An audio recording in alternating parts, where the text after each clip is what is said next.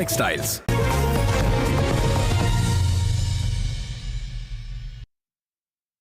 Top headlines.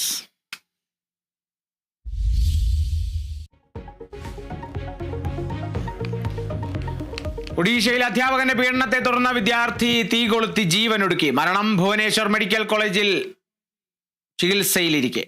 20-കാരി തീ കൊളുത്തിയത് അധ്യാപകനെതിരെ നൽകിയ പരാതിയിൽ നടപടിയില്ലാത്തതിൽ പ്രതിഷേധിച്ച്.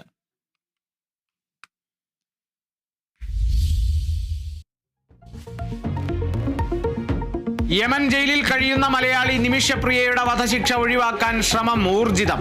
കൊല്ലപ്പെട്ട യമൻ പൗരന്റെ ബന്ധുക്കളുമായി ചർച്ച ഇന്നും തുടരും.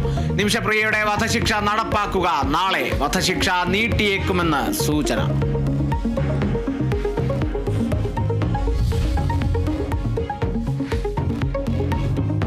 താൽക്കാലിക VC നിയമനം റദ്ദാക്കിയ ഹൈക്കോടതി വിധിക്കെതിരെ ഗവർണർ സുപ്രീം കോടതിയിലേക്ക്. ഡിവിഷൻ ബെഞ്ച് ഉത്തരവിനെതിരെ അപ്പീൽ സാധ്യത തേടി രാജ്ഭവൻ. കേരള സർവകലാശാലയിൽ പ്രതിഷേധം തുടരുന്നു. സർവകലാശാലയിലേക്ക് ഇന്ന് SFI മാർച്ച്.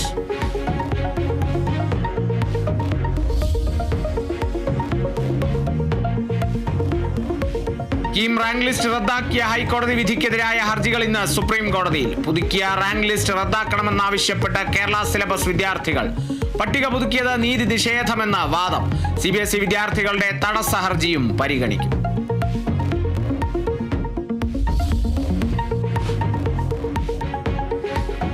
ശുഭാംശു ശുക്ല അടക്കമുള്ള ആക്സിയം 4 ദൗത്യ സംഘം ഇന്ന് ഭൂമിയിലെത്തും. ഡ്രാഗൺ പേടകം ഇന്ത്യൻ സമയം 3 മണിയോടെ പസഫിക് സമുദ്രത്തിൽ ഇറങ്ങും.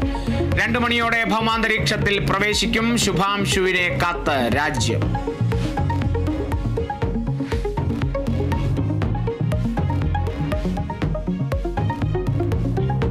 സംസ്ഥാനത്ത് ശക്തമായ മഴയ്ക്ക് സാധ്യത. മലപ്പുറം, കോഴിക്കോട്, വയനാട്, കണ്ണൂർ, കാസർഗോഡ് ജില്ലകളിൽ യെല്ലോ അലേർട്ട്. നാളെ 5 ജില്ലകളിൽ ഓറഞ്ച് അലേർട്ട്. കേരള, കർണാടക, ലക്ഷദ്വീപ് തീരങ്ങളിൽ മത്സ്യബന്ധനത്തിന് വിലക്ക്.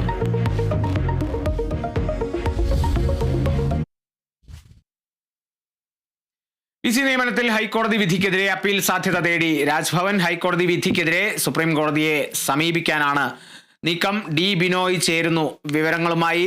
ബിനോയ്, ഒട്ടേറെ നിർദ്ദേശങ്ങൾ കഴിഞ്ഞ ദിവസം ഈയൊരു ഹർജി പരിഗണിച്ചപ്പോൾ, അല്ലെങ്കിൽ ഈ ഒരു നിർദ്ദേശം പുറപ്പെടുവിക്കുന്നതിന് മുമ്പേ തന്നെ ഹൈക്കോടതി പറഞ്ഞിരുന്നു 6 മാസത്തിലധികം താൽക്കാലിക